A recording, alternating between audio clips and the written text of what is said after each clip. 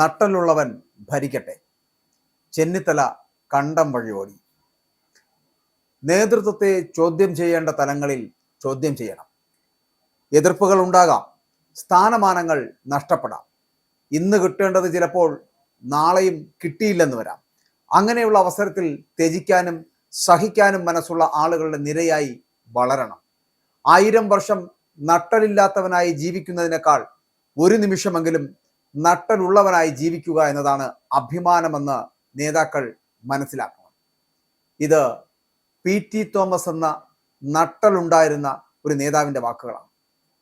ഇതിനെ മനസ്സിലാക്കാനെങ്കിലും പ്രാവർത്തികമാക്കിയില്ലെങ്കിലും തിരിച്ചറിയാനെങ്കിലും KC വേണുഗോപാലിനെ പോലുള്ള ഒരു വലിയ നേതാവ് തിരിച്ചറിയേണ്ടതാണ്.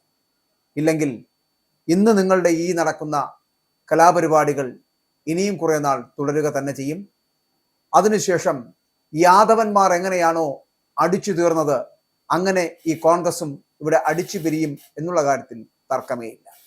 കേരളത്തിൻ്റെ മുഖ്യമന്ത്രി പദവിയെ ചൊല്ലുള്ള തർക്കം തെരുവ് യുദ്ധത്തിലേക്ക് നീങ്ങുമ്പോൾ ഹൈക്കമാൻഡുമായിട്ട് ചർച്ച നടത്താൻ ദേശീയ തലസ്ഥാനത്തെത്തിയ മുതിർന്ന നേതാക്കൾക്ക് വരെ അവർ ഇപ്പോൾ